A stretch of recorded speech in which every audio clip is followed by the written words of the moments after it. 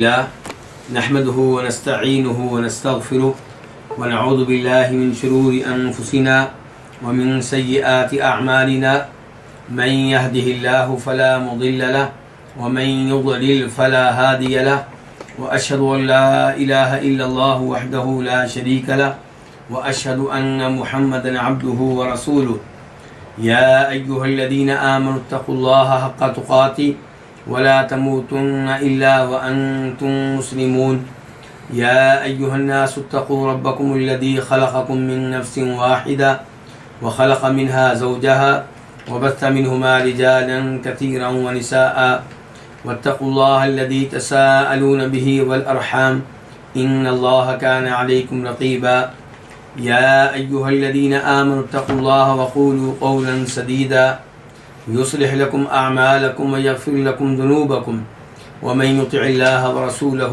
فقد فاز فوزا عظيما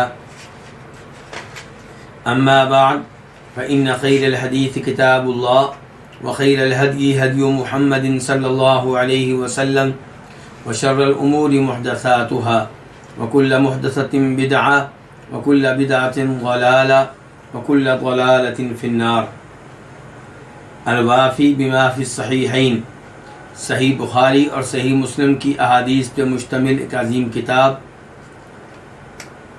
اس کتاب میں 10 مقاصد ہیں اور ان مقاصد میں سے 8واں مقصد ہم پڑھ رہے ہیں، اور وہ ہے ان احادیث کے بارے میں جنہیں پڑھنے سے دل نرم ہوتا ہے اور جن کا تعلق اخلاق و آداب سے ہے۔ اس مقصد میں کئی ایک کتب ہیں، ان میں سے پہلی کتاب الرقائق تھی، یعنی کہ صرف ان احادیث پہ مشتمل تھی جن احادیث کو پڑھنے سے دل نرم ہوتا ہے۔ پھر دوسری کتاب صرف ان احادیث پہ مشتمل ہے جن کا تعلق اخلاق و آداب سے ہے، اور اس دوسری کتاب میں پھر فصلیں ہیں، ان میں سے دوسری فصل آج کل ہم پڑھ رہے ہیں، اور وہ ہے الفضائل والاخلاق والآداب، وہ احادیث جن کا تعلق فضائل سے ہے، اخلاق سے ہے اور آداب سے ہے۔ اور اس فصل میں کئی ایک ابواب ہیں، ان ابواب میں سے 24 باب ہم پڑھ چکے ہیں، اور آج 25ویں باب کا آغاز کریں گے۔ وہ باب ہے باب تحریم التکبر واستحباب التواضع، تکبر کا حرام ہونا اور تواضع کا مستحب ہونا، بہت اچھا ہونا۔ یعنی کہ اس باب سے یہ معلوم ہوگا کہ تکبر کرنا حرام ہے، تکبر سے اجتناب کرنا چاہیے اور تواضع کو اختیار کرنا چاہیے، تواضع کو شریعت نے پسند کیا ہے۔ حدیث نمبر 1516 1516 میم، اس حدیث کو روایت کرنے والے امام مسلم ہیں۔ عن عبداللہ بن مسعود رضی اللہ عنہ، روایت ہے جناب عبداللہ بن مسعود رضی اللہ تعالیٰ عنہ سے۔ عبداللہ بن مسعود یہ ہذلی ہیں، قبیلے کے لحاظ سے کوفی ہیں، کیونکہ ان کی آخری زندگی کوفہ شہر میں گزری ہے، لیکن بقیع قبرستان میں دفن ہوئے تھے، اور یہ ان صحابہ کرام میں سے ہیں جو اسلام کے آغاز میں ہی مسلمان ہو چکے تھے۔ تو یہ روایت کرتے ہیں نبی صلی اللہ علیہ وسلم سے کہ آپ نے فرمایا لا يدخل الجنة من كان في قلبه مثقال ذرة من کبر، وہ شخص جنت میں داخل نہیں ہوگا جس کے دل میں ایک ذرہ بر بھی تکبر ہوا۔ ذرہ کس کو کہتے ہیں؟ ذرہ کی وضاحت میں علماء کرام لکھتے ہیں کہ ذرہ کا ایک معنی ہوتا ہے چھوٹی چونٹی۔ اب چھوٹی چونٹی کی کیا حیثیت ہے؟ اس کے برابر بھی تکبر ہوا تو ایسا آدمی جنت میں داخل نہیں ہو سکے گا۔ ذرہ کی ایک تفسیر اور وضاحت یہ کی گئی ہے کہ جب آپ کے گھر میں روشن دان سے روشنی آ رہی ہو، دھوپ تھوڑی سی آ رہی ہو، اس دھوپ میں آپ ذرات دیکھیں گے چھوٹے چھوٹے، ان ذرات میں سے ہر ذرے کو کیا کہتے ہیں؟ ایک ذرہ. تو اب اس کی بھی کوئی حیثیت نہیں ہے، کوئی وزن نہیں ہے، کوئی اس کی خاص اس کی جسامت بھی نہیں ہے. تیسرے نمبر پہ علماء کرام نے کہا ہے کہ آپ اپنے ہاتھ کو مٹی پہ لگائیں اور پھر ہوا کے ذریعے اس مٹی کو جھاڑ دیں. تو جب آپ مٹی کو جھاڑ دیں گے تو آپ کے ہاتھوں پہ کیا رہ جائے گا؟ کچھ بھی نہیں رہ جائے گا. تو اس کو بھی کیا کہیں گے؟ ذرہ کہیں گے. تو کہنے کا مطلب یہ ہے کہ ذرہ سے مراد ہے ادنا سے ادنا تکبر. معمولی سے معمولی تکبر بھی کسی کے دل میں ہوا تو جنت میں داخل نہیں ہو سکے گا. اور ایسا کیوں نہ ہو جب کہ تکبر یعنی کہ اپنے آپ کو بڑا سمجھنا، بڑا بننا،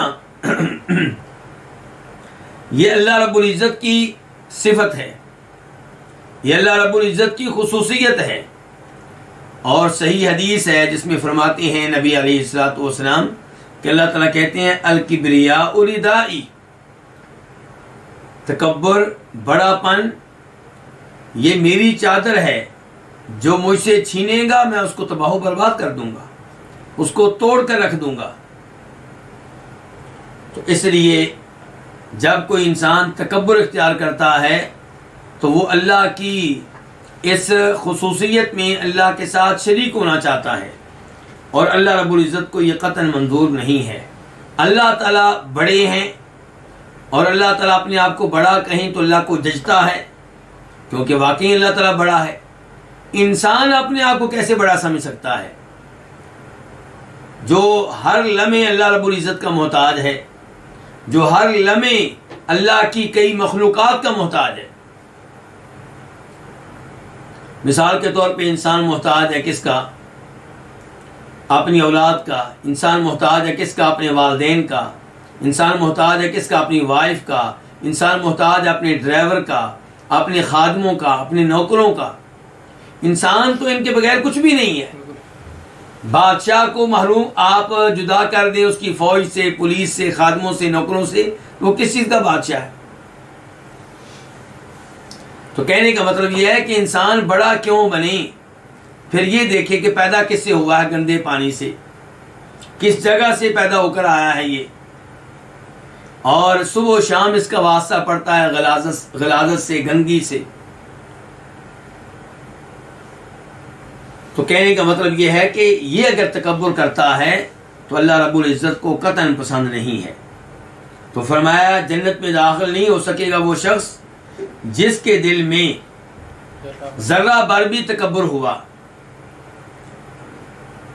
قال رجل، تو ایک آدمی نے کہا ان الرجل يحب ان يكون ثوبه حسنا ونعله حسنا، کہ بے شک آدمی چاہتا ہے، پسند کرتا ہے کہ اس کے کپڑے اچھے ہوں اور اس کا جوتا اچھا ہو. یعنی کہ کیا یہ پھر تکبر ہے؟ اچھے کپڑے پہننا، اچھا جوتا پہننا، کیا یہ تکبر ہے؟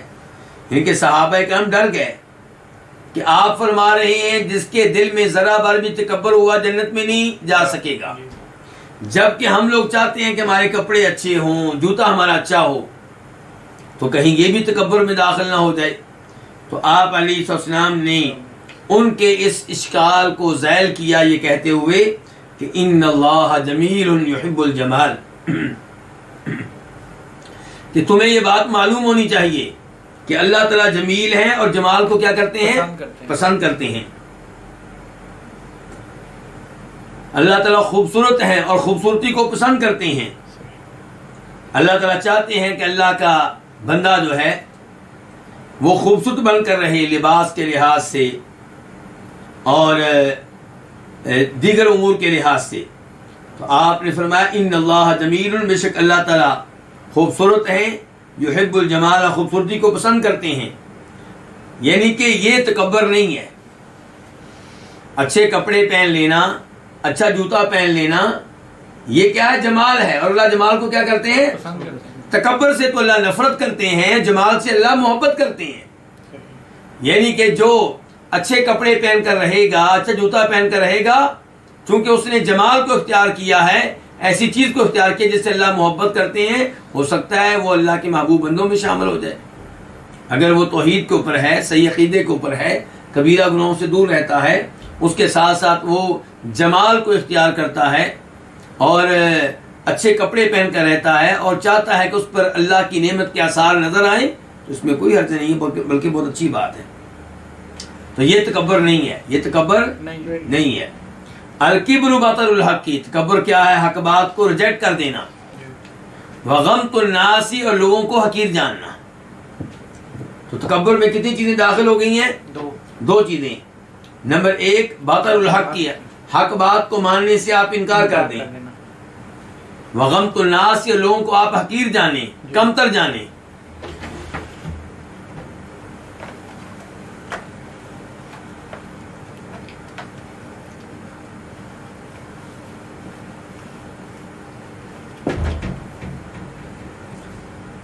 یہ تھی حدیث نمبر 1516 تکبر وغیرہ کے بارے میں. اب کتاب کے مؤلف کا یہ طریقہ کار ہے، اور وہ کون ہے؟ شیخ صالح شامی. ان کا طریقہ کار ہے کہ اس کتاب میں ایک حدیث ایک بار آئے، ایک حدیث کو 2 بار ذکر نہ کیا جائے، چاہے اس میں کئی ایک مسئلے ہوں.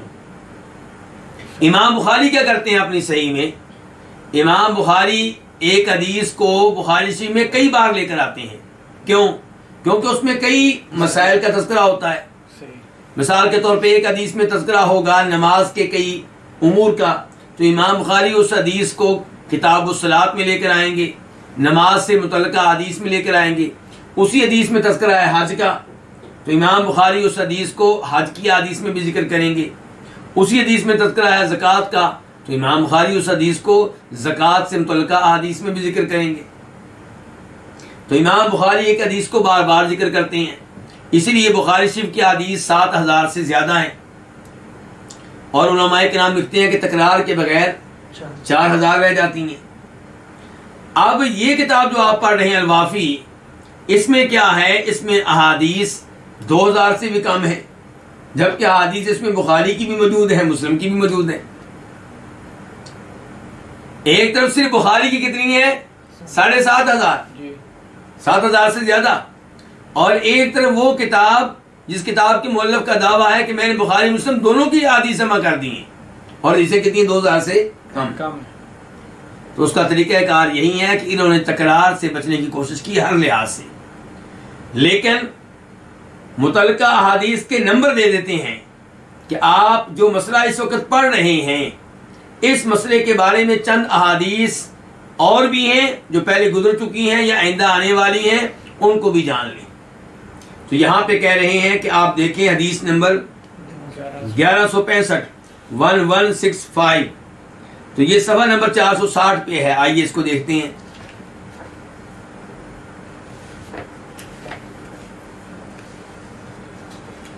اس میں جناب ابو ہریرہ کہتے ہیں کہ فرمایا نبی علیہ الصلوۃ والسلام نے کہ ایک آدمی جا رہا تھا، بہترین سوٹ پہنا ہوا، بہترین 2 چادریں پہنی ہوئی، اور اسے اپنا آپ بہت اچھا لگ رہا تھا، یعنی کہ اپنے آپ پہ تکبر کرتے ہوئے، اپنے آپ پہ فخر کرتے ہوئے جا رہا تھا. بالوں میں کنگھی کی ہوئی ہے، بال لٹکے ہوئے ہیں. تو اللہ رب العزت نے اسے زمین میں دنسا دیا، اور قیامت تک زمین میں دنسا رہے گا. کس لیے؟ تکبر کی وجہ سے. تو اس امر سے آپ اندازہ لگا سکتے ہیں کہ تکبر کتنا بڑا جرم ہے، کہ اللہ رب العزت کو اس کا تکبر کے انداز میں چلنا پسند نہیں آیا. اللہ نے اسے زمین میں دنسا دیا، قیامت تک زمین میں دنستا چلا جائے گا. سزا اس کی جاری و ساری ہے. اور یہ سزا کہاں ہو رہی ہے؟ برزخ میں. تو اس کو کیا کہتے ہیں؟ عذاب قبر. کسی کی قبر بنے یا نہ بنے، فوت ہونے کے بعد وہ جہاں پہ بھی ہے، جدھر بھی اس کا جسم موجود ہے، جہاں پہ بھی اسے عذاب مل رہا ہے، وہ کیا ہے؟ وہ عذاب قبر ہے.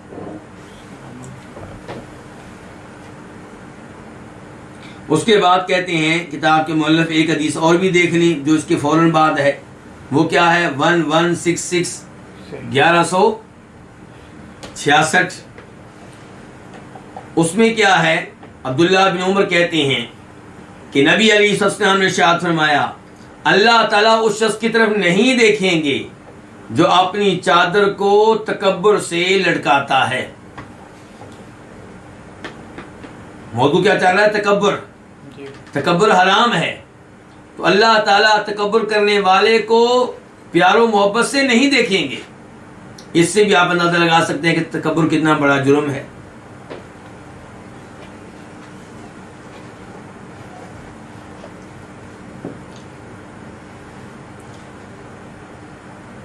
اب مسئلہ یہ ہے کہ ہر آدمی کہتا ہے کہ میں نے جو چادر لٹکائی ہے یہ تکبر کی وجہ سے نہیں ہے، جبکہ مسلمانوں میں چادر لٹکانے والے کتنے ہیں؟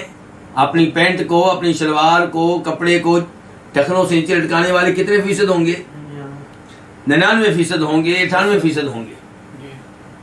پاک و ہند میں تو 99% ہی ہوں گے۔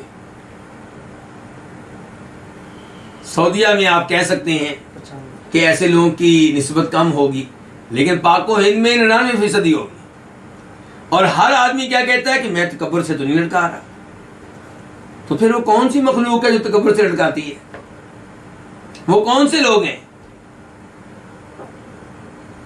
تو اس لیے یہاں پہ ایک اور حدیث کا ذکر کر دینا مناسب ہوگا جسے امام ابو داؤد اپنی سنن میں لے کر آئے ہیں کہ آپ نے فرمایا تھا اپنی چادر کو پنڈلی کے نصف تک بلند رکھو، اوپر رکھو، پنڈلی کے نصف تک۔ اور اگر تم یہ نہیں کر سکتے تو ٹخنوں تک پھر لٹکا لو، لیکن ٹخنوں سے نیچے تمہاری چادر نہ لٹکے۔ آپ نے کہا کیونکہ ٹخنوں سے نیچے چادر لٹکانا یہ کیا ہے؟ یہ تکبر ہے، اور اللہ تعالیٰ تکبر کو پسند نہیں کرتے۔ تو نبی علیہ السلام نے چادر ٹخنوں سے نیچے لٹکانے کو تکبر قرار دیا ہے۔ ایسا کرنے والا اس کو تکبر مانے یا نہ مانے، ہاں وہ آدمی جو مریض ہے، جس کے جسم میں کوئی مسئلہ ہے اور وہ چادر نیچے ہو جاتی ہے، وہ بار بار اوپر کرتا ہے، پھر نیچے ہو جاتی ہے، پھر بار بار اوپر کرتا ہے ابو بکر صدیق کی طرح، تو یہ متکبر نہیں ہے۔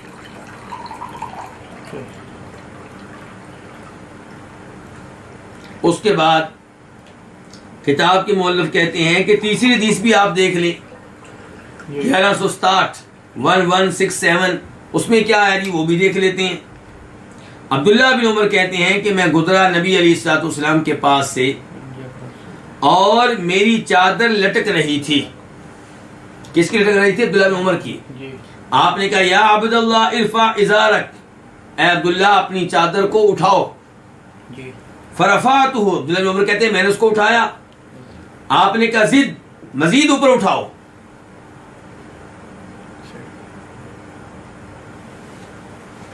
کہہ رہے ہیں کہ نیٹ ورک کا ایشو ہے آپ کی، ویسے ہی میرے والی لکھا ہوا ہے میسج نہیں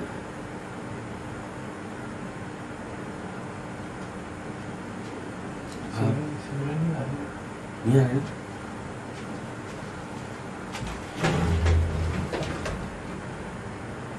یہ لکھا ہے کہ نیٹ ورک ایشو ہے، کیا یہ سب یہی کہتے ہیں یا صرف منظور صاحب کہتے ہیں؟ شیخ ابھی آ رہی ہے، ابھی آ رہی ہے، تھوڑی دیر پہلے نہیں آ رہی۔ اچھا آپ اپنی ڈیوائس سے تیار رکھیں گے اسے۔ تو عبداللہ بن عمر کہتے ہیں کہ میں نبی علیہ السلام کے پاس سے گزرا جب کہ میری چادر لٹک رہی تھی، تو آپ نے کہا عبداللہ اپنی چادر کو اٹھاؤ۔ تو کہتے ہیں میں نے اٹھایا، تو آپ نے فرمایا مزید اٹھاؤ، تو میں نے مزید اٹھایا چادر کو۔ تو عبداللہ بن عمر کہتے ہیں کہ اس واقعے کے بعد ہمیشہ میری کوشش رہی کہ میری چادر اوپر رہے۔ تو لوگوں میں سے کسی نے کہا الا اینا، کہاں تک اوپر رہے؟ یہ کس سے سوال ہے؟ عبداللہ بن عمر سے۔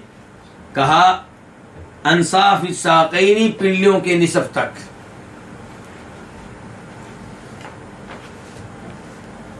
تو اس سے پتا چلا اور کتاب کے مؤلف نے شیخ صالح شامی نے یہ چادر اور کپڑا لٹکانا ٹخنوں سے نیچے ان احادیث کا تذکرہ کس باب میں کیا ہے؟ تکبر والے باب میں۔ اس سے بھی پتہ چل رہا ہے کہ چادر ٹخنوں سے نیچے لٹکانا، کپڑا ٹخنوں سے نیچے لٹکانا، پینٹ ٹخنوں سے نیچے لٹکانا، یہ کیا ہے؟ تکبر ہے۔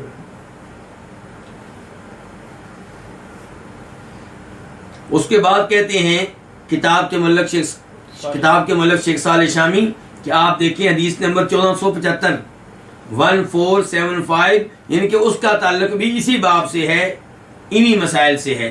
تو آئیے وہ دیکھتے ہیں۔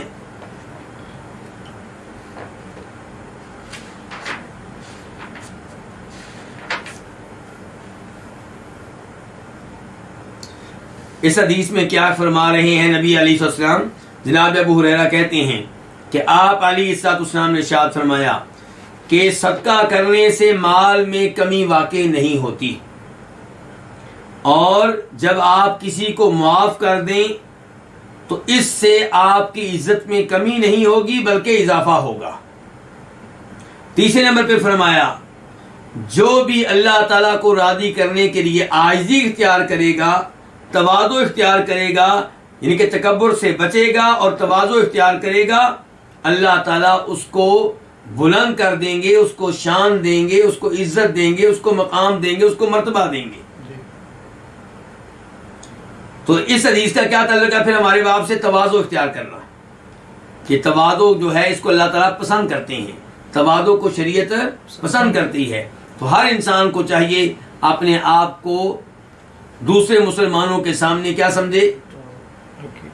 ان سے کمتر سمجھے، اور ہر مسلمان کے بارے میں سمجھے کہ یہ مجھ سے بہتر ہے۔ البتہ دنیا کے لحاظ سے ایسا نہیں، ایسا کس میں؟ نیکی کے کاموں میں، خیر کے کاموں میں۔ اس کے بعد کتاب کے مؤلف کہتے ہیں کہ اب آپ دیکھیں حدیث نمبر 1480۔ آئیے دیکھتے ہیں 1480، اس کا بھی تعلق ہمارے باب سے ہے۔ تو 1480 میں یہ ہے کہ فرمایا نبی علیہ السلام نے 3 طرح کے لوگ ہیں جن سے اللہ کلام نہیں کرے گا۔ مراد کیا ہے؟ پیار و محبت سے کلام نہیں کرے گا، اور انہیں اللہ تعالیٰ گناہوں سے پاک صاف نہیں کرے گا، ان کی طرف اللہ تعالیٰ رحمت سے نہیں دیکھے گا، ان کے لیے دردناک عذاب ہے۔ کتنی سزائیں ہیں؟ 4۔ کون کون ہیں یہ لوگ؟ فرمایا پہلے نمبر پہ وہ جو بوڑھا ہونے کے باوجود بدکاری کرتا ہے، زنا کرتا ہے۔ دوسرا وہ جو بادشاہ ہونے کے باوجود جھوٹ بولتا ہے۔ تیسرے نمبر پہ وہ جو فقیر ہونے کے باوجود تکبر اختیار کرتا ہے۔ اللہ کے بندے تو فقیر ہے، تجھے تو تکبر نہیں کرنا چاہیے، کم از کم تو متواضع بن کر رہے، لیکن یہ بھی تکبر اختیار کرتا ہے۔ اس کے بعد حدیث نمبر 1514، یہ کہاں پہ ہے؟ یہ ہمارے اسی پیج پہ ہے جو ہم پڑھ رہے ہیں، اور جو ہم نے گزشتہ درس میں پڑھی تھی، کہ فرمایا نبی علیہ السلام نے کیا میں تمہیں بتاؤں کہ جنت میں جانے والے کون ہیں؟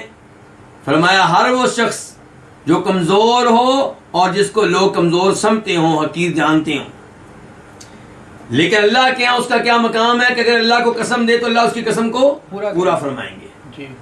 اور فرمایا کیا میں تمہیں نہ بتاؤں اہل نار کے بارے میں، جہنم میں داخل ہونے والوں کے بارے میں؟ ہر وہ شخص جو اجڑ ہو، جو مال جمع کرے لیکن خرچ نہ کرتا ہو، اور جو تکبر اختیار کرنے والا ہو۔ تو ان احادیث کا اس باب سے گہرا تعلق ہے۔ تمام احادیث کا خلاصہ یہ ہے کہ انسان تکبر سے بچ جائے اگر جنت میں جانا چاہتا ہے، تو انسان تکبر سے بچے اگر وہ اللہ کا محبوب بننا چاہتا ہے تو، اور اگر کوئی تکبر اختیار کرتا ہے، مثال کے طور پہ اپنی پینٹ، اپنی شلوار، چادر کو ٹخنوں سے نیچے لٹکاتا ہے، تو وہ اتنا بڑا جرم کر رہا ہے کہ اللہ تعالیٰ روز قیامت اس کی طرف نہیں دیکھیں گے۔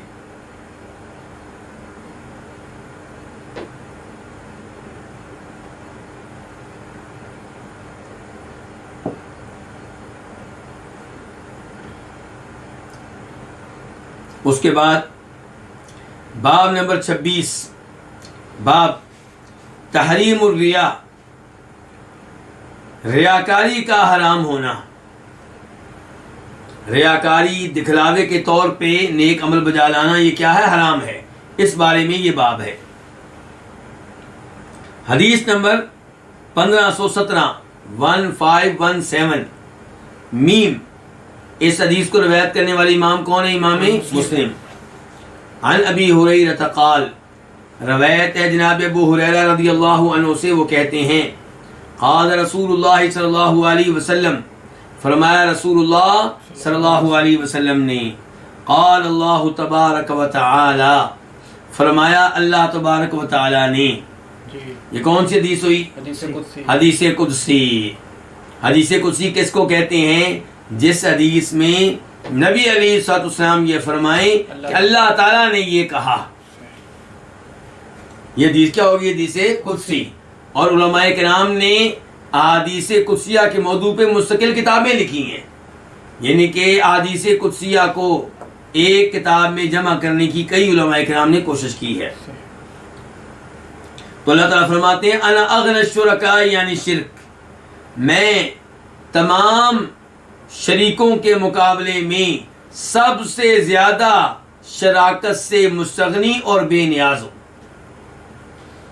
اگر کوئی کسی کا پارٹنر ہے اور وہ یہ دعویٰ کرتا ہے کہ میں اس کا پارٹنر ہوں لیکن مجھے اس کی ضرورت نہیں ہے، میں اس کا محتاج نہیں ہوں، میں اس سے مستغنی ہوں، بے نیاز ہوں، تو اللہ تعالیٰ فرماتے ہیں میں تمام پارٹنروں کے مقابلے میں، تمام شریکوں کے مقابلے میں سب سے زیادہ شراکت سے بے نیاز ہوں، مجھے کسی کی شراکت کی کوئی ضرورت نہیں ہے، میں کسی کا محتاج نہیں ہوں.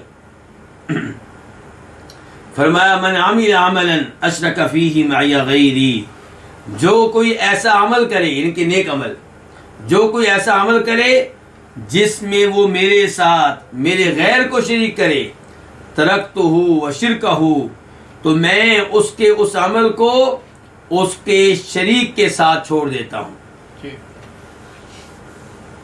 کیا مطلب ہے اس کا؟ اس کا مطلب یہ ہے کہ جب آپ نیک عمل بجا لائیں، نماز پڑھیں، حج کریں، عمرہ کریں، تلاوت کریں، اور مقصد کیا ہو اللہ کو راضی کرنے کی بجائے کسی اور کو راضی کرنا، یا اللہ کے ساتھ ساتھ کسی اور کو راضی کرنا، اب آپ نے اللہ کی رضا کے ساتھ کسی اور کو شریک بنا دیا. تو اللہ تعالیٰ کو چونکہ شراکت پسند نہیں ہے، اللہ اس عمل کو چھوڑ دیتے ہیں. اللہ کہتے ہیں کہ اس عمل کو لے جاؤ اور اس کو اسی کے حوالے کر دو جس کو تو نے میرے ساتھ شریک کیا ہے اس عمل کو سر انجام دیتے ہوئے. آج آپ دیکھتے ہوں گے کئی لوگ بکرا ذبح کرتے ہیں، کس کو راضی کرنے کے لیے؟ اللہ کو راضی کرنے کے لیے اور شیخ عبد القادر جیلانی کو راضی کرنے کے لیے. تو اب اس عمل میں اللہ کے ساتھ کس کو شریک بنا دیا؟ شیخ عبد القادر جیلانی رحمہ اللہ کو شریک بنا دیا.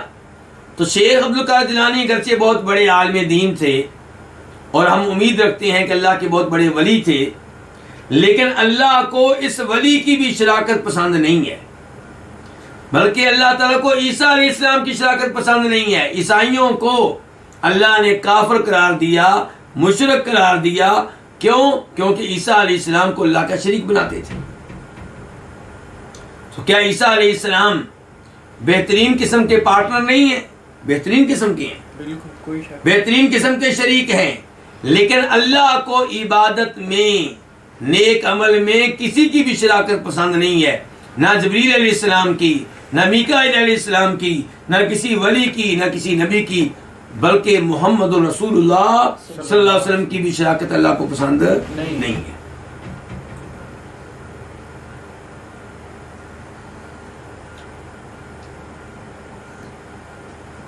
اسی لیے آپ دیکھیں گے ابن ماجہ کی صحیح حدیث ہے کہ جب نبی علیہ الصلوۃ والسلام کو جناب معاذ بن جبل نے سجدہ کیا تھا تو نبی علیہ السلام نے اس پہ خاموشی اختیار نہیں کی بلکہ ناراض ہوئے اور آپ نے کہا تھا معاذ یہ کیا کر رہے ہو؟ جناب معاذ فرمانے لگے اللہ کے رسول علیہ السلام میں نے شام میں دیکھا وہاں کے لوگ اپنے بڑوں کو سجدہ کرتے ہیں، اپنے وزیروں کو، اپنے بادشاہ کو، اپنے علماء کو، تو میں نے اس وقت سوچا تھا کہ اگر ان کو سجدہ ہو سکتا ہے تو ہمارے نبی سب سے زیادہ سجدے کے حقدار ہیں. تو آپ نے کہا کہ معاذ اگر کسی انسان کے لیے دوسرے انسان کو سجدہ کرنا جائز ہوتا تو میں عورت کو حکم دیتا کہ اپنے خامن کو سجدہ کرے، کیونکہ خامن کے عورت پہ حقوق بہت زیادہ ہیں، لیکن چونکہ جائز نہیں ہے تو آپ نے حکم نہیں دیا، اس کی اجازت نہیں دی۔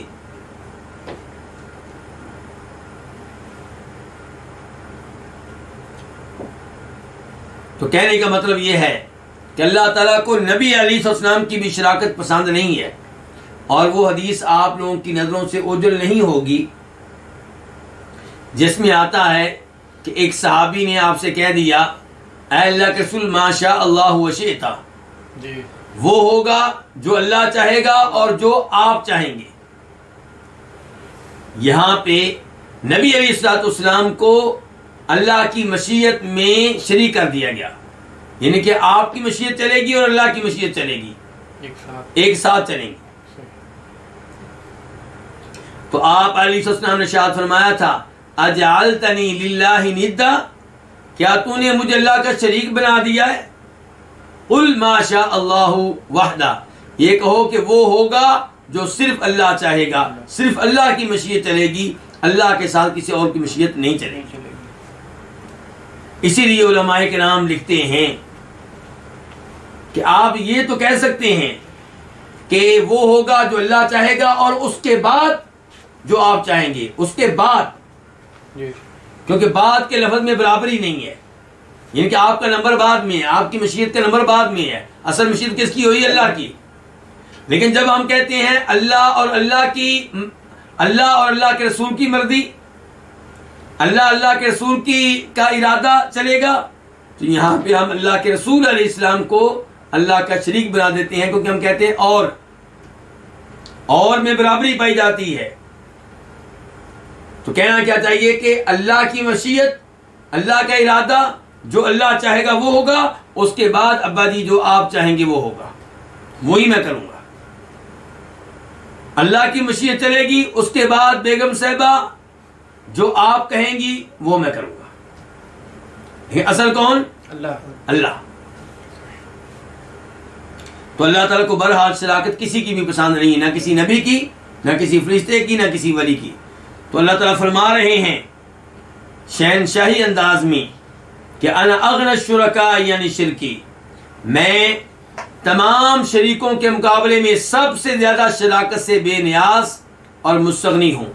من عمل عملا، جو کوئی ایسا عمل کرے اشرک فیہ معی غیری، جس میں وہ میرے ساتھ میرے غیر کو شریک کرے، تو ترکتہ، میں اس عمل کو بھی چھوڑ دیتا ہوں، میں اس عمل کو چھوڑ دیتا ہوں، وشرکہ، اس کے شریک کے ساتھ۔ یعنی کہ واؤ کو ہم واؤ کی وجہ سے شرکہ کو کیا بنا رہے ہیں؟ مفعول معہ۔ تو اب کیا بنے گا پھر اس عمل کا؟ یہ عمل ضائع جائے گا، کیونکہ جس کو آپ نے اللہ کے ساتھ شریک کیا وہ تو آپ کو درست ثواب نہیں دے سکے گا۔ شیخ عبدالقادر جیلانی کے نام پہ اگر آپ بکرا ذبح کر رہے ہیں اللہ کے ساتھ ساتھ، تو شیخ کو تو اس کا علم ہی نہیں ہے، ثواب دینا تو دور کی بات ہے۔ اللہ کہتے ہیں وَهُمْ عَنْ دُعَائِهِمْ غَافِلُونَ، کہ جن کو اللہ کے علاوہ پکارتے ہو، جن سے دعائیں کرتے ہو، وہ تمہاری پکار سے غافل، بے خبر، لا علم۔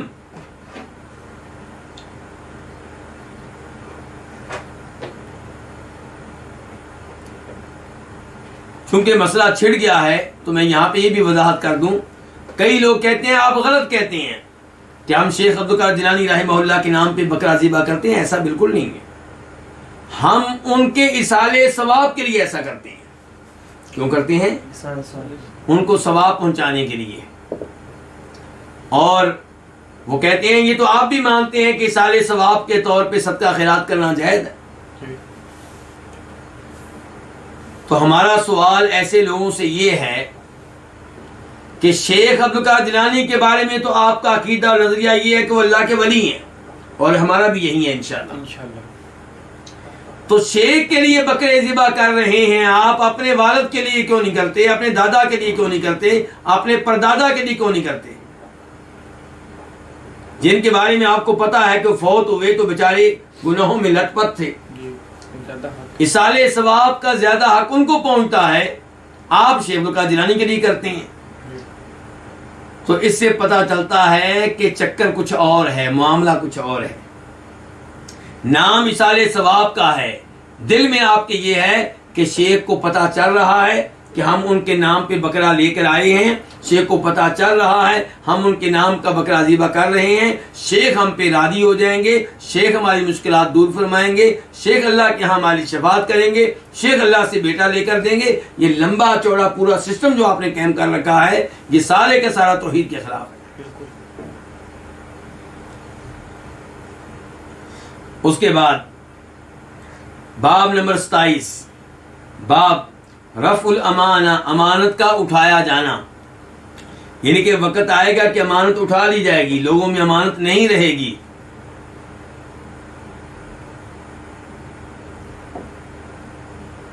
حدیث نمبر 1518 1518 خا. اس حدیث کو روایت کرنے والے امام کون ہے؟ امام بخاری. عن ابی ہریرہ قال، روایت ہے جناب ابو ہریرہ رضی اللہ عنہ سے، وہ کہتے ہیں بینما النبی صلی اللہ علیہ وسلم فی مجلس یحدث القوم، جبکہ نبی علیہ الصلوۃ والسلام ایک مجلس میں تھے، آپ لوگوں سے گفتگو فرما رہے تھے. لوگوں سے گفتگو فرما رہے تھے یا لوگوں کو حدیثیں بیان کر رہے تھے؟ کیا ترجمہ کریں گے یحدث القوم کا؟ گفتگو کر رہے تھے، اور آپ کی گفتگو حدیث ہے. جو بھی آپ کہہ دیں بات ایک ہی ہے. نبی علیہ السلام کی ساری گفتگو کیا ہے؟ حدیث ہے. تو آپ لوگوں سے گفتگو فرما رہے تھے، آپ یہ بھی کہہ سکتے ہیں لوگوں کو حدیثیں بیان کر رہے تھے. جاءہ اعرابی، تو آپ کے پاس ایک عرابی آیا. عرابی کسے کہتے ہیں؟ بدو. کئی لوگ عرابی کا ترجمہ کر دیتے ہیں دیہاتی. میرے ناقص علم کے مطابق یہ ترجمہ مناسب نہیں ہے. کیوں؟ دیہاتی جو ہوتے ہیں وہ عرابی نہیں ہوتے. عرابی ان کو کہتے ہیں جو جانوروں کے ساتھ جنگلوں میں صحراؤں میں رہتے ہیں، جن کو بادیہ نشین کہا جاتا ہے، صحرا نشین، جن کی رہائش وہاں ہوتی ہے جہاں پانی اور گھاس ہو. مستقل طور پہ وہ اپنا گھر نہیں بناتے. جبکہ دیہاتوں میں رہنے والا تو اس کا اپنا گھر ہے، ایک جگہ پہ رہ رہا ہے. تو بہرحال عرابی سے مراد کون ہوتے ہیں؟ یہ لوگ صحرا نشین، بادیہ نشین، بدو. تو ایک عرابی آیا، فقالت، اس نے کہا، متی الساعہ، قیامت کب واقع ہوگی، قیامت کب آئے گی. فمضى رسول اللہ صلی اللہ علیہ وسلم یحدث، نبی علیہ الصلوۃ والسلام گفتگو کرتے رہے. آپ گفتگو کرتے رہے، یعنی سوال کرنے والے نے سوال کر لیا، آپ نے اسے کوئی توجہ نہیں دی، اس کو کوئی جواب نہیں دیا، آپ نے اپنی گفتگو جاری رکھی. فقال بعض القوم، تو لوگوں میں سے کسی نے کہا، سمع ما قال، کہ نبی علیہ الصلوۃ والسلام نے سن لیا ہے، ما قال، جو اس نے کہا ہے. کس نے؟ عرابی نے، بدو نے. فکرہ ما قال، تو آپ نے اس کو ناپسند کیا ہے جو اس نے کہا ہے. ان کچھ لوگوں کا موقف یہ تھا کہ آپ نے اس کا سوال سن لیا ہے لیکن آپ کو اس کا سوال اچھا نہیں لگا، اس لیے آپ نے اسے کوئی جواب نہیں دیا اور آپ کی گفتگو جاری و ساری ہے. وقال بعضهم بل لم يسمع، اور ان میں سے کچھ نے کہا بلکہ آپ نے اس کی بات نہیں سنی. تو یہ صحابہ کرام کی رائے تھی آپ کے بارے میں کہ آپ نے اس کا سوال سن لیا ہے یا نہیں سنا. کچھ نے کہا سن لیا ہے لیکن آپ کو سوال اچھا نہیں لگا، اور کچھ نے کہا کہ آپ نے سنا ہی نہیں ہے. راوی کہتے ہیں ابو ہریرہ، حتی اذا قضا حدیثہ، یہاں تک کہ جب آپ نے اپنی گفتگو مکمل کر لی. قال، تو آپ نے کہا، این اراہ السائل عن الساعہ، قیامت کے بارے میں سوال کرنے والا کہاں ہے؟ جس نے قیامت کے بارے میں سوال کیا تھا وہ کہاں گیا؟ اچھا، یہاں پہ ایک لفظ ہے اراہ، اس کا کیا مطلب ہے؟ اس کا مطلب یہ ہے کہ ایک راوی کہتے ہیں کہ میرا خیال یہ ہے کہ سوال میں یہ الفاظ استعمال ہوئے تھے کہ این السائل عن الساعہ، ان میں ان کو تھوڑا سا شک ہو گیا ہے لیکن سوال ایسے ہی تھا. این السائل عن الساعہ، کہاں ہے قیامت کے بارے میں استفسار کرنے والا. قال، تو عرابی نے کہا، بدو نے کہا، ہاں انا یا رسول اللہ، میں یہ ہوں اللہ کے رسول، میں حاضر ہوں اللہ کے رسول، میں موجود ہوں اللہ کے رسول۔ قال، تو آپ علیہ السلام نے فرمایا، اب آپ نے اس شخص کو اس کے سوال کا جواب دیا۔ فرمایا فَإِذَا ضُيِّعَتِ الْأَمَانَةُ فَانْتَظِرِ السَّاعَةَ، جب امانت ضائع کر دی جائے تو قیامت کا انتظار کرنا۔ جب امانت ضائع کر دی جائے اس کا مطلب یہ ہے کہ قیامت اب قریب ہے، اب اس کا انتظار کرنا۔ قال، اس آدمی نے کہا کیف اضاعتها، امانت کو کیسے ضائع کیا جائے گا، امانت کیسے ضائع ہوگی؟ قال، تو آپ علیہ السلام نے ارشاد فرمایا اذا وسد الامر الى غیر اہلی فانتظر الساعہ، جب معاملہ اس شخص کے سپرد کر دیا جائے الى غیر اہلی، جو نااہل ہے، جو نااہل ہے، فانتظر الساعہ، تو تب قیامت کا انتظار کرنا۔ تو اس حدیث سے کیا پتہ چلا کہ قیامت کے قریب امانت اٹھا لی جائے گی، امین اور دیانتدار لوگ آپ کو نہیں ملیں گے۔ اور نشانی آپ نے کیا بتائی ہے کہ امور ایسے لوگوں کے سپرد کر دیے جائیں گے جو اس کے حقدار اور اس کی صلاحیت رکھنے والے نہیں ہوں گے۔ مثال کے طور پہ حکمران اس کو بنا دیا جائے گا جو حکمرانی کے لائق نہیں ہوگا، حکمران گورنر ان کو مقرر کرے گا جو اس لائق نہیں ہوں گے، حکمران جج ان کو مقرر کرے گا جو جج بننے کے لائق نہیں ہوں گے۔ تو یہ سارے امور جب ایسے لوگوں کے حوالے کر دیے جائیں گے جو ان امور کے حقدار نہیں ہوں گے، فرمایا تب قیامت کا انتظار کرنا۔ اس کا مطلب یہ ہے کہ قیامت آنے والی ہے۔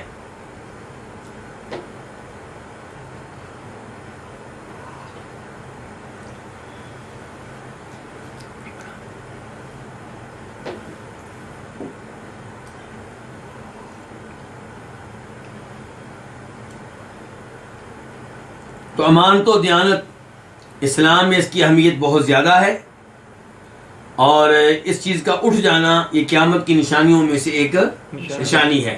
تو یہ قیامت کی کون سی نشانی ہے، بڑی نشانی کہ چھوٹی؟ یہ قیامت کی چھوٹی نشانی ہے۔ بڑی نشانیاں تو وہی 9 جو مشہور ہیں، تو یہ قیامت کی چھوٹی نشانی ہے۔ اس کے بعد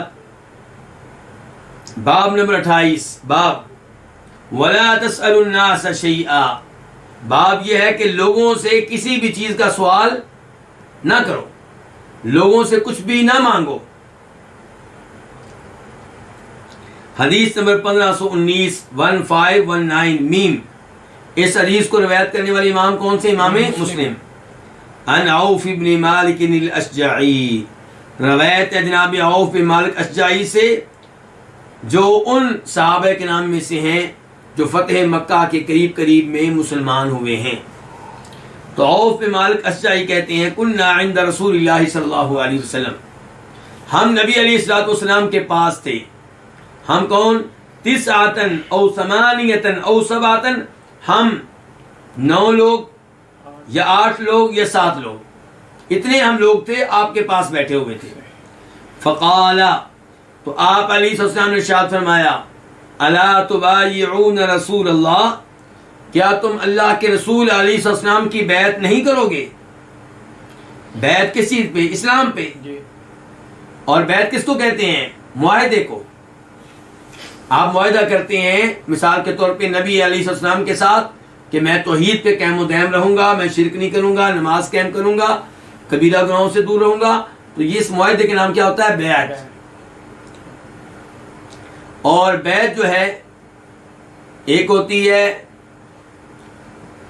حکمران کی، جو بھی حکمران بنے اس کی بیعت کرنا۔ کیا مطلب؟ اس سے یہ عہد کرنا، معاہدہ کرنا کہ میں آپ کی بات کو سنوں گا، توجہ دوں گا اور آپ کی باتوں پہ عمل بھی کروں گا۔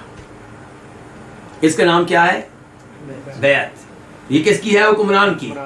اور حکمران کی بیعت کرنا بالکل ٹھیک ہے، ہوتی رہی ہے۔ جناب ابوبکر کی بیعت ہوئی، عمر فاروق کی ہوئی، جناب عثمان کی ہوئی، جناب علی کی ہوئی، بعد میں آنے والے حکمرانوں کی بھی ہوئی۔ دوسری بیعت ہوتی ہے جہاد کی، میدان جہاد میں لوگ کمانڈر کے ہاتھ پہ بیعت کر لیتے ہیں کہ ہم آج جان دے دیں گے لیکن پیچھے نہیں ہٹیں گے. نبی علیہ السلام کے ہاتھوں پہ صحابہ کرام بیعت کرتے تھے. کس چیز کی؟ اسلام کی، جب نئے مسلمان ہوتے تھے. اور ایک بیعت ہے پیری مریدی والی جو آج کل پاک و ہند میں عام ہے. کسی کو پیر بنا لینا، اس کے ہاتھوں پہ توبہ کرنا اور اس کے ہاتھ پہ بیعت کرنا کہ میں آپ کی ہر بات سنوں گا اور مانوں گا. یہ پیری مریدی والی بیعت جو ہے یہ صحابہ کرام رضوان اللہ علیہ اجمعین کے زمانے میں نہیں تھی.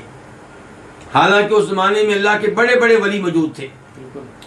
مثال کے طور پہ ابو بکر، عمر، عثمان و علی رضی اللہ تعالی عنہم، عشرہ مبشرہ، بدری صحابہ کرام، انصاری، مہاجر. تو کسی بھی شہر میں اس زمانے میں یہ واقعہ پیش نہیں آیا کہ جو صحابی گورنر نہ ہو، حکمران نہ ہو، اس کی بیعت کی گئی ہو توبہ کے نام پہ اور اس نام پہ کہ آپ کو ہم نے پیر بنا لیا، ولی بنا لیا، ولی سمجھ لیا، ہم آپ کے مرید بن گئے. ایسی کوئی بیعت آپ کو نہیں ملے گی. تو یہاں پہ اللہ کے رسول بیعت لے رہے ہیں تو اسی مناسبت سے میں نے بتا دیا کہ غلط بیعت سے بچا جائے.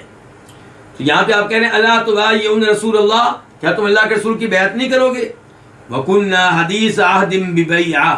عوف بن مالک کہتے ہیں جب کہ ہم نبی علیہ السلام کی بیعت کرنے میں نئے تھے، ہم نے چند دن پہلے آپ کی بیعت کی تھی اور ابھی آپ ہم سے کہہ رہے ہیں کیا تم اللہ کے رسول کی بیعت نہیں کرو گے؟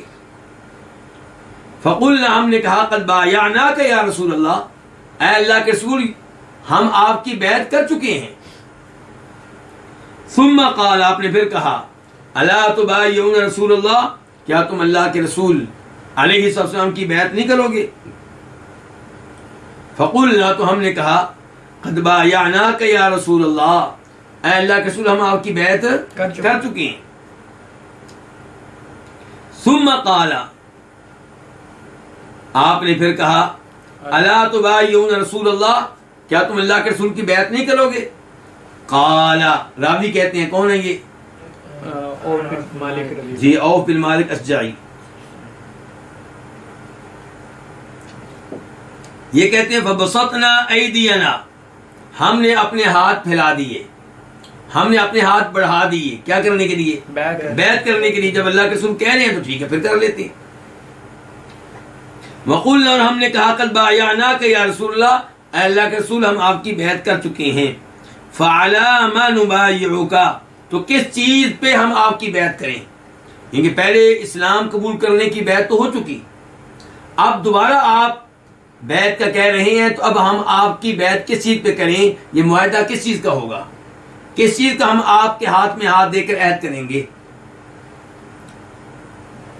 قال، تو آپ نے کہا علی ان تعبدوا اللہ ولا تشرکوا بہ شیئا، تم اس بات پہ بیعت کرو گے کہ تم اللہ کی عبادت کرو گے اور اس کے ساتھ کسی بھی چیز کو شریک نہیں کرو گے.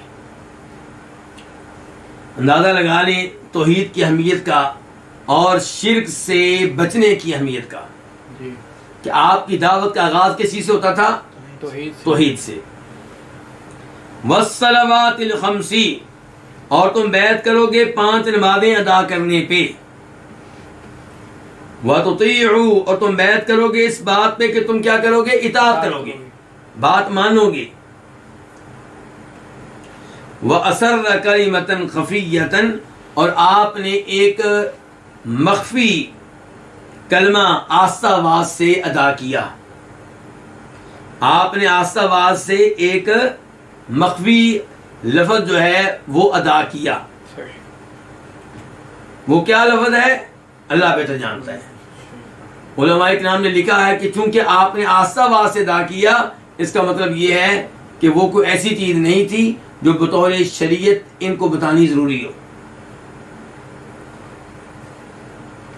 وَلَا تَسْأَلُوا النَّاسَ شَيْئًا، اور بیعت میں یہ بھی تھا کہ تم لوگوں سے کسی قسم کا سوال نہیں کرو گے، ان سے کچھ بھی نہیں مانگو گے.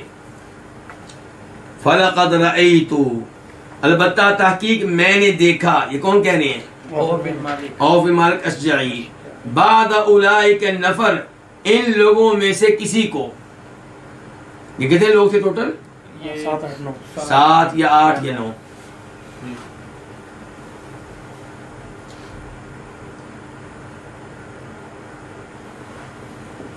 کہتے ہیں کہ میں نے ان میں سے کسی کو دیکھا کہ یسقط صوت احدہم، ان میں سے کسی ایک کا کوڑا گر جاتا، خود بیٹھا ہوتا اونٹنی پہ اور کوڑا نیچے گر گیا.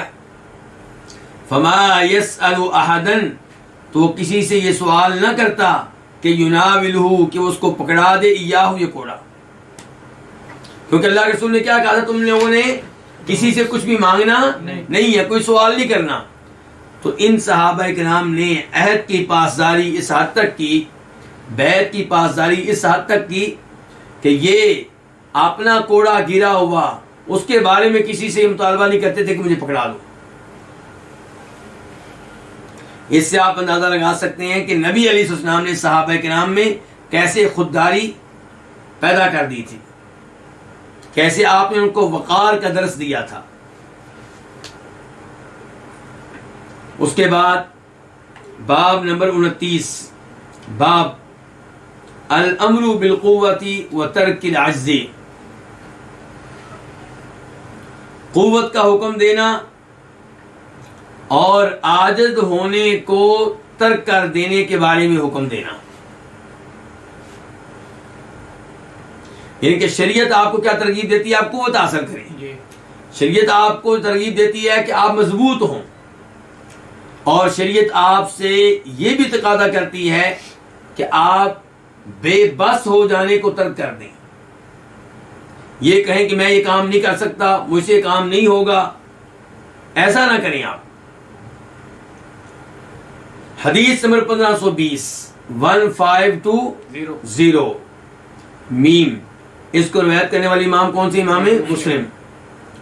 عن ابی ہریرہ قال قال رسول اللہ صلی اللہ علیہ وسلم، روایت ہے جناب ابو ہریرہ رضی اللہ عنہ سے، وہ کہتے ہیں کہ فرمایا نبی علیہ الصلوۃ والسلام نے، المؤمن القوی خیر واحب الی اللہ من المؤمن الضعیف،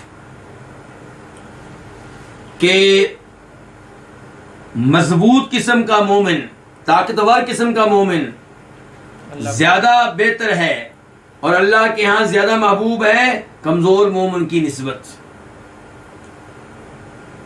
آگے فرمایا وہ فی کل خیر، ہر مومن میں خیر ہے، کیونکہ ہر مومن میں کیا موجود ہے؟ ایمان. تو جتنا بھی گنہگار ہو جائے کم از کم ایمان تو موجود ہے نا. فرمایا ہر مومن میں خیر موجود ہے، لیکن طاقتور مومن اللہ تعالیٰ کے ہاں کمزور مومن کے مقابلے میں زیادہ محبوب ہے، اللہ کو اس سے زیادہ پیار ہے. کیوں جی؟ کس لیے؟ اللہ کو کیا لگے کسی کی طاقت سے؟ کیونکہ طاقتور مومن جو ہے اس طاقت کو صرف کرے گا اللہ کی راہ میں. وہ اپنی طاقت کی وجہ سے لوگوں کو نیکی کا حکم دے گا، لوگوں کو برائی سے روکے گا، طاقت کی وجہ سے اللہ کی راہ میں جہاد کرے گا، طاقت کی وجہ سے وہ صحیح معنوں میں حج کرے گا، طاقت کی وجہ سے صحیح معنوں میں وہ عبادت کرے گا، تہجد قائم کرے گا.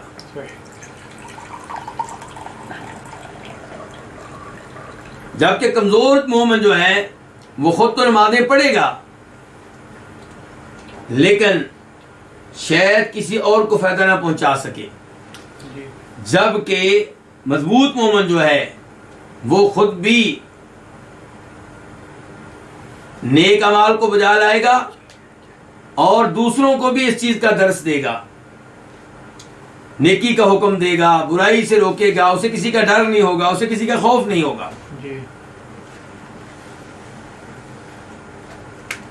احرص علی ما ینفعک واستعن باللہ، فرماتے ہیں نبی علیہ الصلوۃ والسلام، احرص، حرص کرو، کوشش کرو، علی ما ینفعک، اس چیز کو حاصل کرنے کی جو آپ کے لیے مفید ہو، جو آپ کو فائدہ دے سکے.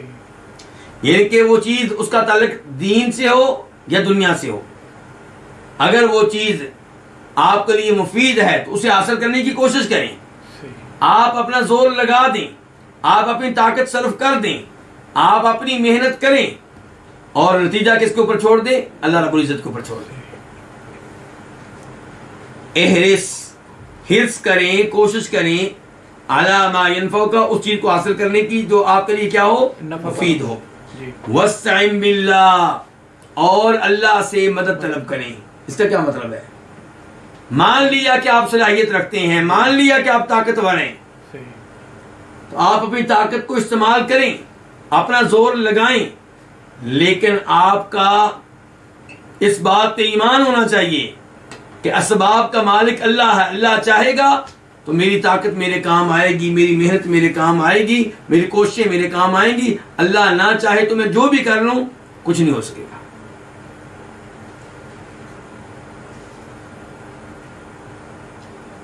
تو فرمایا احرص علی ما ینفعک، حرص کریں، کوشش کریں اس چیز کو حاصل کرنے کی جو آپ کو فائدہ دے. واستعن باللہ، اور اللہ سے مدد لیں اس معاملے میں ان کے. ولا تعجز، اور کمزور نہ پڑیں، عاجز نہ بنیں. ان کے آپ پہلے کہہ دیں نہیں جی میں یہ کام نہیں کر سکتا، نہیں جی میں 5 وقت کی نمازیں نہیں پڑھ سکتا، نہیں جی میں 30 دن کے روزے نہیں رکھ سکتا. ایسا نہ کریں، آپ اپنی کوشش کریں اور اللہ سے مدد مانگیں. اللہ سے کیا مانگے؟ مدد مانگے. اور یہاں پہ دیکھیں اللہ کے رسول یہ نہیں فرما رہے کہ مجھ سے مدد مانگیں، یا اللہ کے ولیوں سے مدد مانگیں، یا فرشتوں سے مدد مانگیں. کیا کہا گیا؟ واستعن باللہ، اللہ سے مدد مانگیں. یعنی کہ یا اللہ مدد کا نعرہ لگے گا بس. آگے ولا تعجز، اور کمزور نہ پڑیں، عاجز نہ بنیں. وَإِنْ أَصَابَكَ شَيْءٌ فَلَا تَقُلْ لَوْ أَنِّي فَعَلْتُ كَانَ كَذَا وَكَذَا. اور اگر آپ کو کوئی نقصان پہنچے، فَلَا تَقُلْ، تو آپ یہ نہ کہیں کہ لَوْ أَنِّي فَعَلْتُ كَانَ كَذَا وَكَذَا، اگر میں یہ کام کر لیتا تو نتیجہ یوں ہوتا. کیوں یہ کیوں نہیں کہنا؟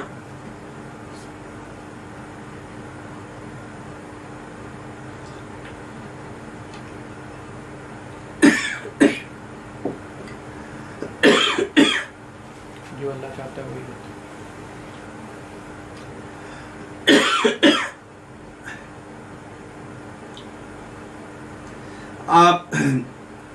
آپ یہ نہ کہیں کہ اگر میں یہ کام کرتا، یہ اسباب اختیار کرتا تو یوں ہوتا. ولیکن قل، لیکن آپ یہ کہیں، کیا کہیں؟ قدر اللہ، کہ یہ اللہ کی تقدیر تھی. جو ہوا یہ کیا تھا؟ اللہ کی تقدیر، اللہ کی تقدیر تھی. اللہ نے پہلے سے لکھ رکھا تھا. میں جو بھی کر لیتا ہونا وہی تھا جو اللہ کی تقدیر میں تھا، جو اللہ کے علم میں تھا. دیکھیں شریعت میں کتنا اعتدال ہے، کتنا توازن ہے. ایک تو شریعت کہہ رہی ہے آپ اپنا زور لگائیں، آپ کاروبار جو کرنا چاہتے ہیں اگر وہ حلال ہے آپ اپنا زور لگائیں، طاقت صرف کریں، لیکن یہ کاروبار کامیاب ہو سکے گا یا نہیں رزلٹ کس پہ چھوڑ دیں؟ اللہ پر. اب آپ کا کاروبار کیا ہو گیا؟ ناکام ہو گیا.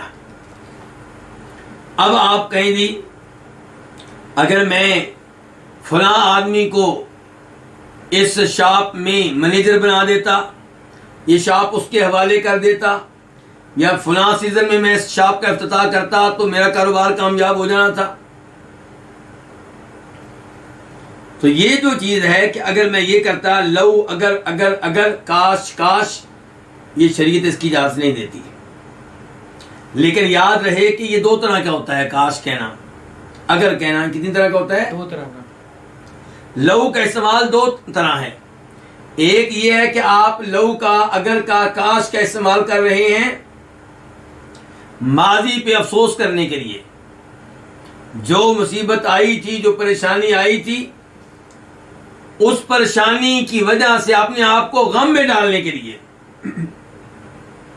اور تقدیر سے شکوہ کے طور پہ آپ اگر لو کا استعمال کرتے ہیں تو یہ غلط ہے، یہ جائز نہیں ہے. لیکن اگر آپ یہ بیان کرنے کے لیے لو کا، اگر کا استعمال کرتے ہیں تاکہ آپ واضح کریں کہ مجھے خیر سے محبت ہے، تو اس میں کوئی حرج نہیں ہے.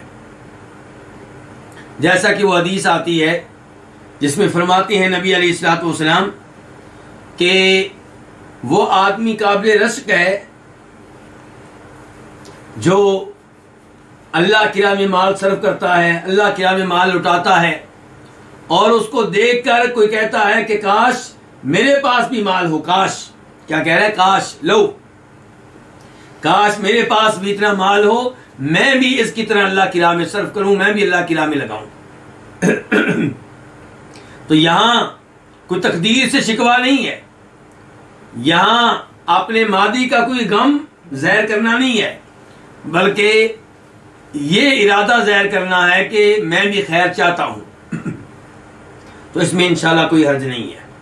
ایسے ہی اگر ماضی کے بارے میں آپ کہتے ہیں کہ اگر ہم یہ شاپ اس جگہ کی بجائے اس جگہ کھولتے تو شاید ہمیں نقصان نہ ہوتا، یہ کہنے کا مقصد یہ ہے کہ آئندہ کے نقصانات سے بچا جائے، جو غلطیاں ہوئی ہیں ان سے سبق حاصل کیا جائے، تو اس میں کوئی حرج نہیں ہے۔ لیکن اگر مقصد وہی ہے ماضی کے بارے میں اپنے آپ کو غم میں ڈالے رکھنا، افسوس میں ڈالے رکھنا، تو یہ جو ہے اس انداز سے کاش کا استعمال درست نہیں ہے۔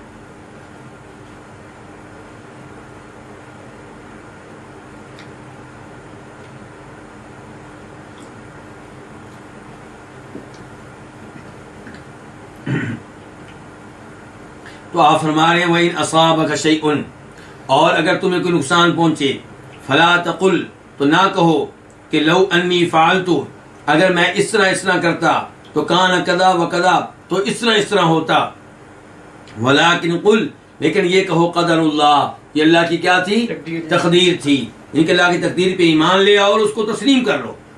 وما شاء فعل، اور ساتھ یہ کہو کہ جو اللہ چاہے وہی ہوتا ہے، جو اللہ چاہے وہی کرتا ہے۔ وما شاء، اور جو اللہ چاہے، فعل وہی ہوتا ہے، وہی کرتا ہے۔ فَإِنَّ لَوْ، آپ وضاحت فرما رہے ہیں کہ لو کا استعمال کیوں درست نہیں ہے، کیونکہ لو جو ہے شیطان کے عمل کو کھول دیتا ہے۔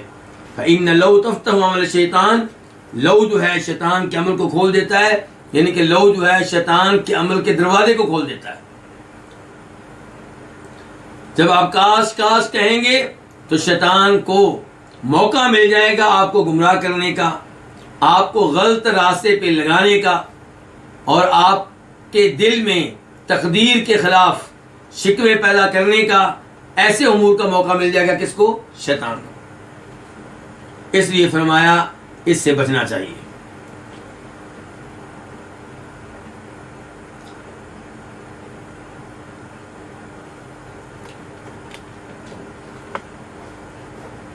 باب نمبر 30، باب لا یلدغ المؤمن من جحر مرتين، مومن کو ایک سوراخ سے 2 بار ڈسا نہیں جا سکتا۔ کیا مطلب ہے اس کا؟ مطلب یہ ہے کہ مومن سمجھدار ہوتا ہے، جب اس کو ایک جگہ دھوکہ دیا جائے تو دوسری بار وہاں سے دھوکہ نہیں کھاتا۔ حدیث میں 1521 1521 قاف، اس حدیث کے بیان کرنے پہ اتفاق ہے کس کا؟ بخاری کو امام بخاری کا اور امام مسلم کا۔ عن ابی ہریرہ رضی اللہ عنہ، روایت ہے جناب ابو ہریرہ رضی اللہ عنہ سے، وہ روایت کرتے ہیں نبی صلی اللہ علیہ وسلم سے، انہ قال، کہ بے شک آپ نے کہا، لا یلدغ المؤمن من جحر واحد مرتين، مومن کو ڈسا نہیں جا سکتا، من جحر واحد، ایک ہی سوراخ سے، مرتين، 2 مرتبہ۔ یہ الفاظ آپ نے کس مناسبت سے کہے ہیں؟ اس بارے میں علماء حدیث لکھتے ہیں کہ نبی علیہ الصلوۃ والسلام نے بدر کی لڑائی میں دوسرے لوگوں کے ساتھ ساتھ ایک مشہور شاعر کو بھی گرفتار کیا تھا، قیدی بنایا تھا۔ پھر آپ نے اس کے ساتھ نیکی کی اور اس کو چھوڑ دیا، اور اس سے وعدہ لیا کہ آئندہ تو نے کبھی بھی ہمارے خلاف کسی جنگ کا حصہ نہیں بننا۔ لیکن اس نے وعدے کی پاسداری نہیں کی اور مسلمانوں کے خلاف لڑنے کے لیے دوبارہ پہنچ گیا۔ جب اسے دوبارہ گرفتار کیا گیا، اس نے پھر منت سماجت کی اور وعدہ کیا کہ آئندہ میں مسلمانوں کے خلاف کسی قسم کی سازش نہیں کروں گا، ان کے خلاف کوئی منصوبہ نہیں بناؤں گا، مجھے پھر چھوڑ دیں۔ تو آپ نے اس موقع پہ کہا تھا کہ مومن کو ایک سوراخ سے 2 مرتبہ ڈسا نہیں جا سکتا۔ ٹھیک ہے، مومن سادہ ہوتا ہے، بولا بالا ہوتا ہے، ایک بار اسے ڈس لیا گیا، لیکن ایک ہی سوراخ سے دوسری بار ڈس لیا جائے یہ ممکن نہیں ہے۔ اور یہ ان الفاظ کا کیا مطلب ہے کہ ایک سوراخ سے دوسری بار ڈسنا، یعنی کہ جہاں سے آپ گزر رہے تھے اور کسی سانپ نے آپ کو کاٹ لیا، اب دوبارہ آپ وہاں سے گزریں گے تو بڑے دھیان سے گزریں گے، توجہ سے گزریں گے۔ اب یہ ممکن نہیں ہے کہ اسی سوراخ سے آپ کو سانپ دوبارہ ڈس لے، یہ ممکن نہیں۔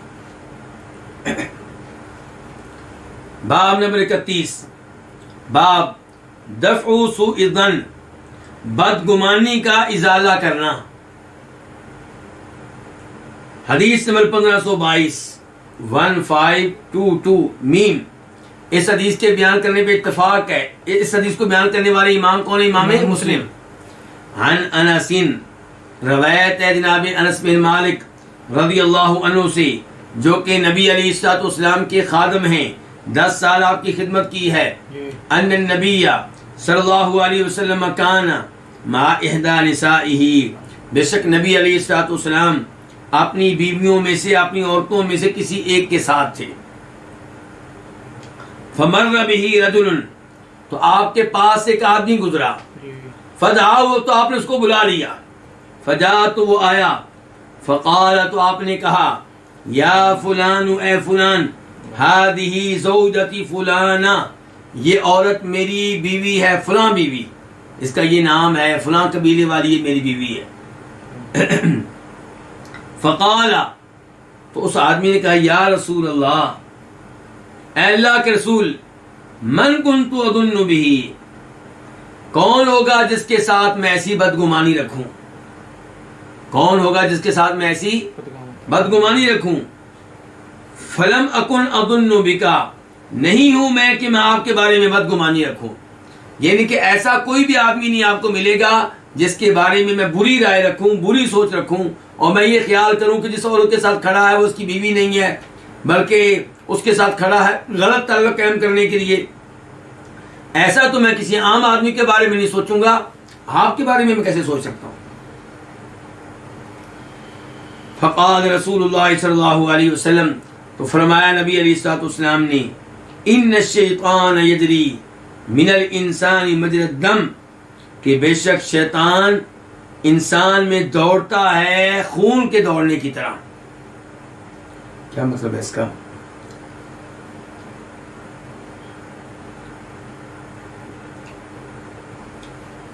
شیطان جو ہے وہ انسان کو ایسے خراب کرنے کی کوشش کرتا ہے، ایسے وسوسے ڈالتا ہے، ایسے انسان کے پیچھے پڑا رہتا ہے جیسے انسان کے جسم میں خون دوڑتا رہتا ہے۔ شیطان نے بھی ایسی دوڑ لگائی ہوئی ہے۔ تو اس سے پتہ چلا کہ شیطان کس قدر انسان کو گمراہ کرنے کی کوشش کرتا ہے۔ تو یہ حدیث روایت کرنے والے صحابی کون ہیں؟ انس بن مالک۔ انس بن مالک۔ لیکن یہی حدیث تفصیل کے ساتھ بیان کی ہے خود ام المؤمنین صفیہ رضی اللہ تعالی عنہا نے، اور ان سے اس حدیث کو لیا ہے کس نے؟ زین العابدین نے۔ زین العابدین کون ہیں؟ آل بیت میں سے ہیں، جناب علی کے کیا لگتے ہیں؟ پوتے۔ جناب علی کے کیا لگتے ہیں؟ پوتے۔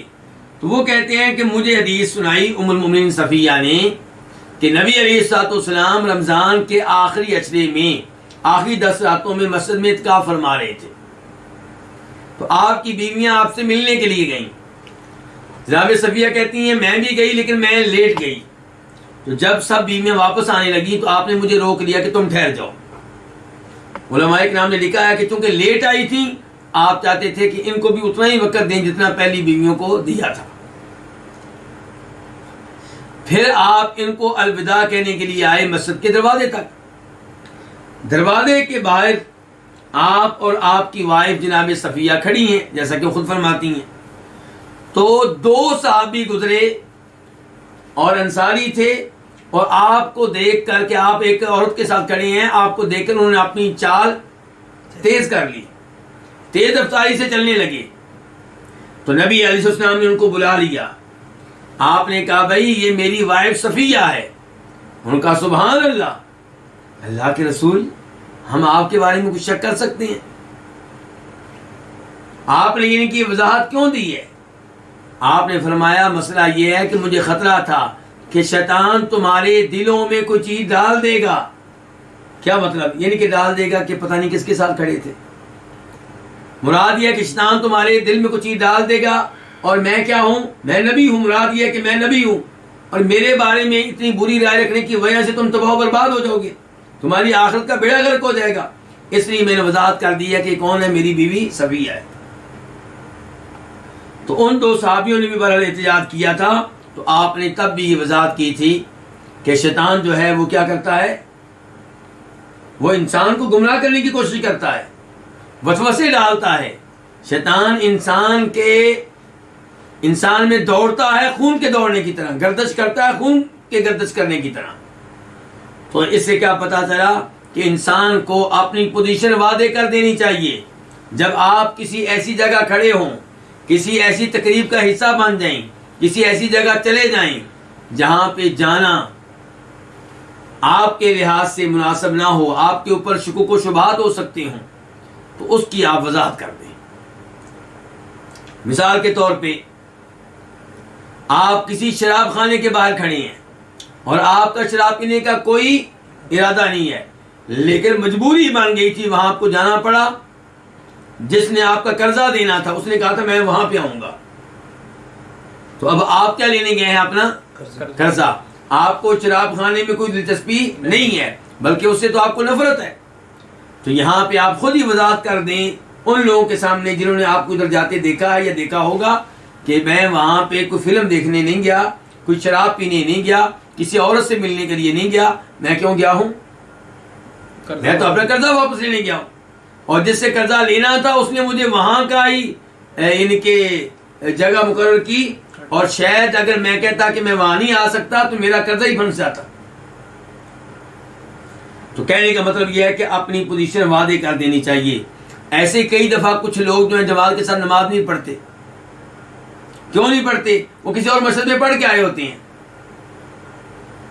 اب آپ اگر نہیں پڑھتے تو آپ کہیں اپنے گھر میں داخل ہو جائیں، کسی پڑوسی کے گھر میں جا کے بیٹھ جائیں، لوگ جماعت ہو رہی ہے اور آپ باہر کھڑے ہیں باتیں کر رہے ہیں، تو لوگ کیا کہیں گے کہ دیکھیں اچھے بھلے یہ انسان سمجھدار، داڑھی رکھی ہے، عالم دین ہے، حافظ قرآن ہے، اور اندر جماعت کھڑی ہے اور یہ باہر باتیں کر رہے ہیں.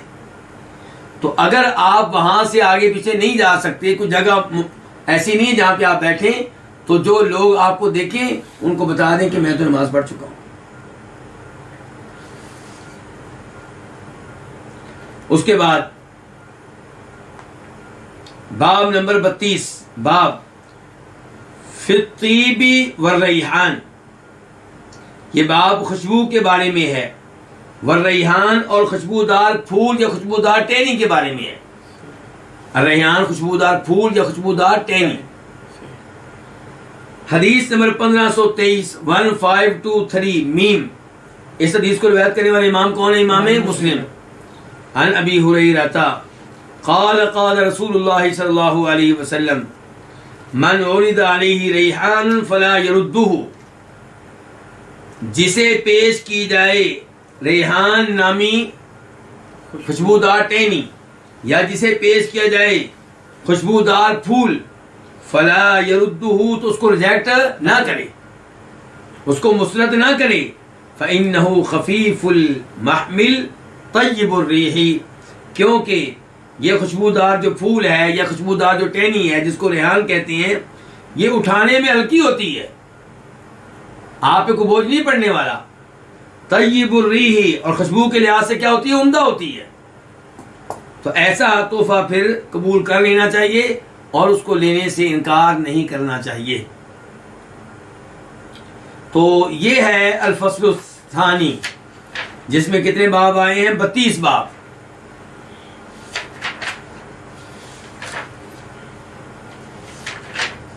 اور اس فصل کا عنوان کیا تھا؟ الفضائل والاخلاق والآداب، کہ وہ احادیث جن کا تعلق فضائل سے ہے، اخلاق سے ہے اور آداب سے ہے. تو یہاں پہ کتاب کے مؤلف نے 32 باب ذکر کیے ہیں جی اور ان میں آخر میں یہ حدیث ابو ہریرہ ذکر کی ہے جو میں نے آپ کے سامنے رکھ دی ہے. جی آج کے درس کا یہیں پہ اختتام کرتے ہیں اور یہ جو الفصل الثالث ہے انشاءاللہ اس کا آغاز کل کریں گے. اللہ رب العزت سے دعا ہے کہ ہمیں نبی علیہ السلام کی احادیث سے ایمانوں میں سمجھنے کی توفیق عنایت فرمائے اور ان پہ عمل پیرا ہونے کی توفیق عنایت فرمائے. وآخر دعوانا الحمدللہ رب العالمین.